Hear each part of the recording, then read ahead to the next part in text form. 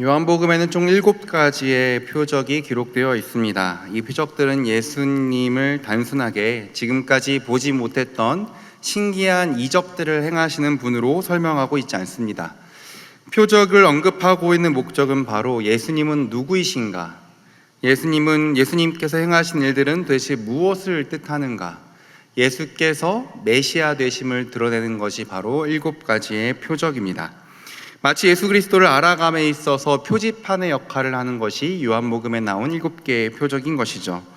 요한복음에 기록된 7개의 표적들 중에 오늘 나눌 말씀은 너무나도 익숙하게 알고 있는 물이 포도주로 변하는 사건입니다.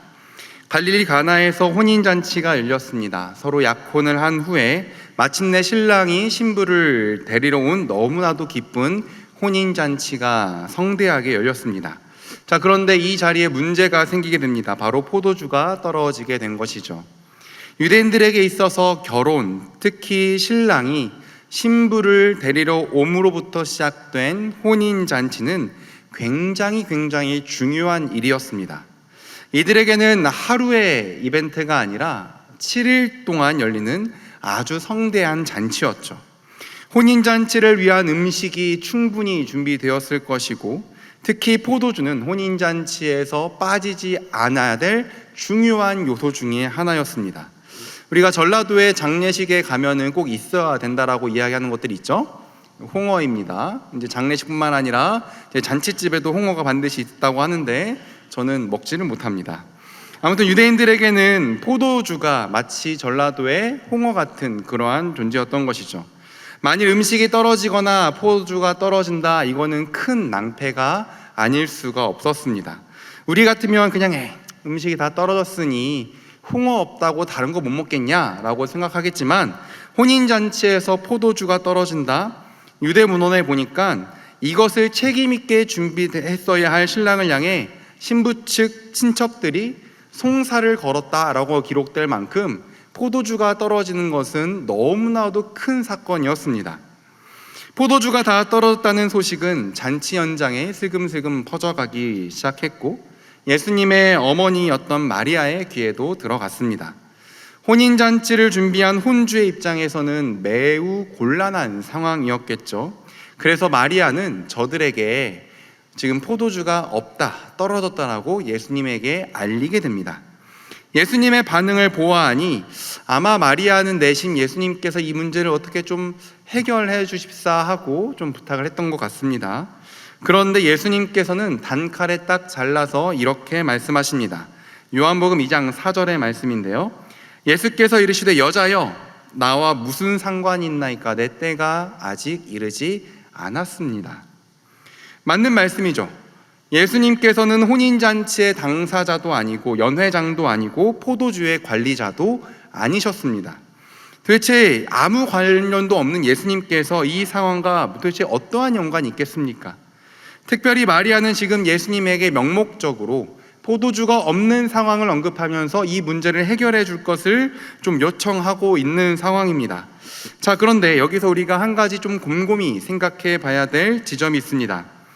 지금 예수님의 어머니께서 바라고 있는 것은 정말 단순하게 잔치집에 포도주가 떨어진 상황을 예수님께서 좀 어떻게 좀 해결해 주면 좋겠다라는 마음을 갖고 예수님한테 이런 요청을 했습니다. 인간적인 마음에서 초조하고 안타깝죠. 아마도 마리아도 초대받고 예수님도 초대받은 걸로 봐서는 이 혼인잔치는 아마도 친척이나 가족의 결혼식이었을 겁니다. 하지만 우리 예수님은 잔치집에 포도주가 없어 초조하고 또한 기쁨이 떨어질 것 같은 상황을 해결해주는 마법사가 아니십니다. 요한복음 20장 31절에 나온 것처럼 예수 그리스도는 그 이름을 믿고 생명을 얻게 하는 것, 바로 그것이 예수님께서 이 땅에 오신 목적인 것이지, 명목상 포도주가 떨어지거나 아니면 기쁨이 떨어진 상황 가운데 그것을 다시 포도주를 공급해주는 역할로 마법사처럼 오신 것이 아니라는 겁니다. 학자들은 여기서 사용된 여자여라는 이 단어를 이제 귀네이라는 단어가 사용되었는데, 이 단어는 여성에 대한 어떤 존중의 표시가 들어간 단어였다라고 설명합니다. 제가 이제 우리나라의 한 여사님 정도 되지 않을까라고 생각이 돼요. 저도 핸드폰에 어머니를 이제 황 여사님이라고 저장해 놨는데, 보통 저는 어머니에게 어머니, 뭐 어머니 이렇게 부르지, 어머니께 여사님 이렇게 부르지 않습니다. 혹시 자녀들에게서 여사님이라고 평소에 불림 받는 분들이 계십니까? 보통 그렇지 않죠. 그런데 여기서 예수님께서는 여자여라는 말로 어머니와 마치 딱 선을 긋는 것 같은 이야기를 꺼내고 있습니다. 선을 긋는 듯한 말씀을 하시는 것은 예수님께서는 명목적인 필요를 해결해 하시는 분이 아니심을 단칼에 딱 잘라서 말씀한 것이죠. 그렇게 예수님께서는 어머니를 향해 여자여, 나와 무슨 상관이 있습니까? 라고 언급하셨습니다. 자, 그런데 예수님께서는 명목적인 상황에 대해 선긋기에서 멈추지 않으시고 뒤이어서 내 때가 아직 이르지 않았다라고 마리아에게 이야기를 합니다. 여기서 말하는 때가 도대체 어떤 때입니까? 포도주를 만들 수 있는 시간이 부족합니다. 아니면 내가 어디서 포도주를 사올 시간이 부족합니다. 그 때가 아직 되지 않았습니다. 뭐 이런 말일까요? 여기서 때는 요한복음에서 굉장히 중요하게 언급되는데 이건 잠시 뒤에 한번 생각을 해보겠습니다. 아무튼 마리아의 말에 대해서 마치 거절하는 것 같은 뉘앙스를 풍기는 예수님의 말과 아직 때가 이르지 않았다라는 말에 마리아는 오히려 어떤 확신이 들었는지 하인들에게 말을 합니다. 무엇을 시키든 그대로 따라라. 만일 제가 저희 어머니 황 여사님의 요청에 대해서 여사님, 나랑 무슨 상관입니까? 내 때가 이르지 않았습니다 라고 말한다면 등짝을 한 대 맞았겠죠. 아무튼 예수님께서는 하인들에게 지시하시기 전에 사도 요한은 이거에 대한 배경을 하나 설명합니다. 요한복음 2장 6절의 말씀인데요, 거기에 유대인의 정결 예식을 따라 두세 통 드는 돌 항아리 6이 놓였는지라. 잔치집을 딱 둘러보니 아마도 들어오는 입구 정도 있었을 것이라고 생각되는데요, 잔치집에 유대인의 정결 예식을 위하여서 두세 통 드는 돌 항아리 6개가 위치해 있었습니다. 아마 이 6개의 총 물 리터를 합치면 한 500리터에서 700리터 정도 되는, 그래도 꽤 많은 양입니다. 우리가 늘상 먹는 생수 2리터 생수를 생각한다면 그걸로 한 350개나 되는 많은 분량이죠. 이것의 용도는 손과 발을 씻는 것이겠지만 단순히 손을 씻는 행위를 넘어서 자신의 부정함을 씻어버리는 의미가 담긴 유대인의 정결 예식이었습니다. 포도주가 떨어질 만큼 잔치가 시작된 지 오래되었으니 아마 이 돌 항아리에도 많은 물이 소진되어서 많이 비어 있을 것이라고 추정이 됩니다. 예수님께서는 하인들에게 이 6 돌 항아리에 물을 가득 채우라고 말씀하셨고, 충실히 채운 이 하인들은 이제 예수님의 또 다른 말씀대로 그 물을 그대로 떠서 연회장에 갖다 주었더니 포도주가 되었다라는 이야기입니다. 게다가 연회장은 이전에 있던 포도주보다 훨씬 더 좋은 고품질의 포도주를 맛보고 감탄하게 되죠. 자, 그런데 여기서 한번 생각을 해봅시다. 이런 질문을 던질 수 있을 것 같습니다. 지금 잔치집에 포도주가 떨어진 상황입니다. 즉, 무슨 통이 비어 있는 거죠? 너무 어려운 질문인가요? 포도주가 떨어졌으면 어느 통에 포도주가 없는 걸까요? 포도주 통에 포도주가 없는 겁니다. 여러분, 그러면 무엇에 물을 채워서 포도주를 만들어야 됩니까? 포도주 통에 물을 채워서 포도주를 만드는 것이 당연한 상식일 겁니다. 적어도 제 상식선에서는 만약에 기적을 행하실 거면 이미 다 떨어진 포도주 통 안에 물을 넣어서 포도주를 갖다 주어라, 이것이 훨씬 더 매끄럽게 보입니다. 그런데 예수님께서는 빈 포도주 통이 아닌 뜬금없이 정결을 위해서 갖다 놓은 돌 항아리에 물을 채워서 그것을 갖다 주라라고 말씀하신다는 거죠. 분명히 예수님의 의도가 있는 행동이십니다. 그 의도를 파악하기 위해서는 아마 이런 구도를 생각해 봅시다. 사람들이 혼인잔치에 초대를 받아서 갔습니다. 모두 유대인의 정결 규정대로 손과 발을 씻고 입장을 하고 식사를 했겠죠. 이는 단순히 손을 씻는 것을 넘어서 그들의 부정함과 죄를 씻어버린다는 의미를 포함한 뜻으로 이들은 이렇게 행동을 했습니다. 그런데 이 물통도 이제 텅 비게 되었습니다.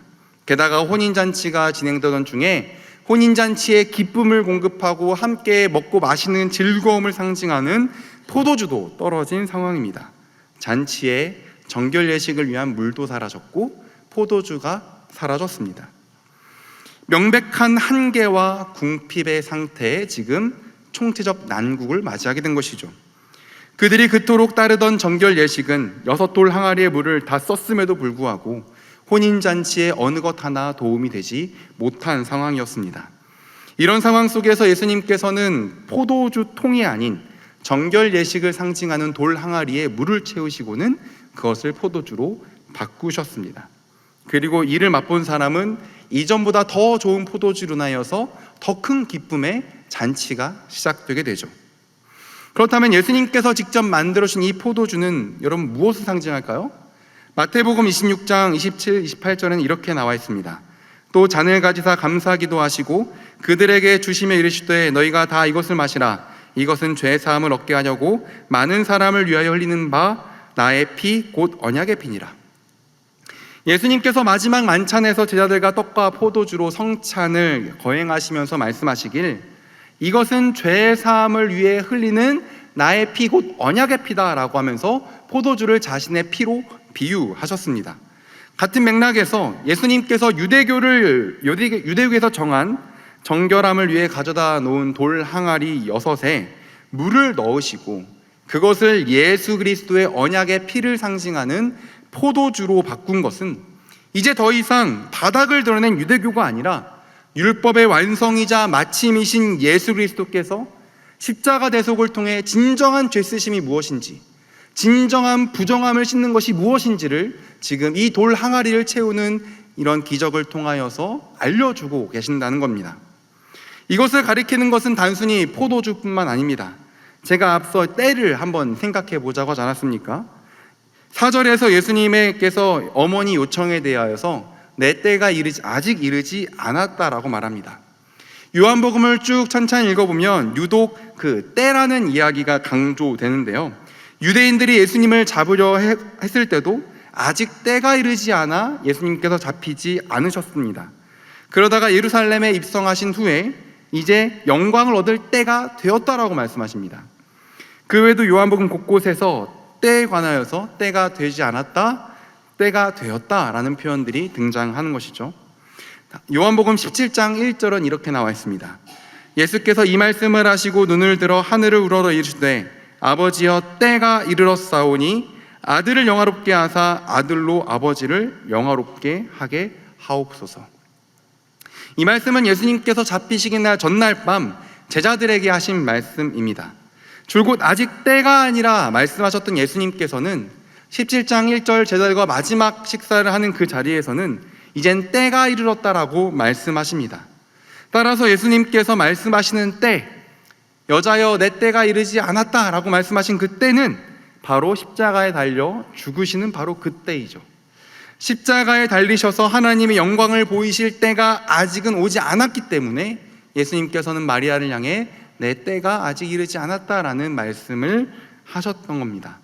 자, 그렇다면 여기서 우리는 두 가지 질문을 생각해 볼 수 있을 것 같습니다. 첫 번째 뭐냐면 아직 십자가에 달릴 때가 되지 않았다라고 말씀하시면서 왜 물을 포도주로 바꾸신 걸까요?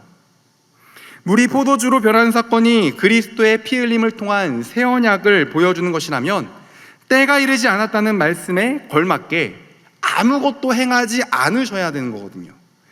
하지만 예수님께서는 때가 이르지 않았다라고 말씀하신 후에 표적을 행하십니다. 그 이유는 이 사건이 예수님께서 이 땅에 오신 메시아요 그리스도이심을 드러내는 표지판, 곧 표적이기 때문이죠. 앞서 말씀드렸듯이 표적은 다른 이적들과는 달리 예수님께서 메시아됨을 드러내고 보여주는 표지판입니다. 그리고 십자가 죽음으로 그분의 영광이 드러날 것을 가리키는 하나의 또 표지판이기도 하죠. 그리고 예수님께서 갈릴리 가나 혼인잔치에서 드러낸 그분의 영광, 곧 십자가를 향한 여정에 대한 그 영광을 보이셨을 때 이것을 본 제자들은 이렇게 반응합니다. 예수께서 이 첫 표적을 갈릴리 가나에서 행하여 그의 영광을 나타내심에 제자들이 그를 믿으니라. 제자들이 예수님께서 보이신 그 영광을 보고 예수를 믿었다라고 성경은 기록합니다. 단순히 물이 포도주가 되어서 신기하다, 아니면 더 맛이 좋은 포도주가 생겨서 놀랍다, 이래서 제자들이 예수님을 믿은 것이 아니라 예수께서 그의 영광을 드러내시니 그 영광을 바라보고 제 아들이 예수님을 믿게 되는 거죠. 게다가 포도주가 다 떨어져 우울과 근심과 슬픔에 있던 신랑과 잔치집은 이제 주님께서 공급하신 가장 좋은 포도주로 인하여서 다시 잔치가 진행이 되고 다시 한번 혼인잔치 가운데 큰 기쁨이 임하게 됩니다. 주 안에 하나 된 성도 여러분, 우리 예수님은 단순히 우리의 인간적인 필요를 채워주시기 위하여서 이 땅에 오신 분이 아니십니다. 요술램프 지니처럼 우리가 당면한 문제를 해결해 주세요라고 부탁할 수 있는 분이 물론 맞기도 하지만 그것만을 위하여서 이 땅에 오신 분은 절대 아닙니다. 우리의 노력과 애씀 등 그 무엇으로도 채워질 수 없는, 또한 해결될 수 없는 우리의 죄 문제, 인간의 그 핍절함, 아무리 기쁘고 아무리 정결 예식을 위한 돌 항아리가 가득 차 있다고 해도 언젠간 미천이 드러나고 언젠간 기쁨이 사라지는 그 혼인잔치 가운데 자신의 피를 통하여 진정한 기쁨을 우리에게 선물해 주시기 위하여서 오신 분이 바로 예수 그리스도이신 것이죠. 혹시 예수님을 향해서 나의 명목적인 필요나 요구만 늘어놓고 있지 않습니까? 예수님께서 주와 그리스도로 이 땅에 오셨음을 기억하며 나의 요구와 필요를 내놓기 이전에 주님께서 나의 죄를 사하신 메시아시다, 이 땅에 자신의 피를 쏟으셔서 진정한 기쁨을 허락하신 나의 참 구주다, 이 사실이 먼저 고백되어야지 참된 성도의 삶을 우리가 살아갈 수가 있을 것입니다. 소망하건대 이러한 삶을 살아가는 우리 모두가 되길 주님의 이름으로 소망합니다.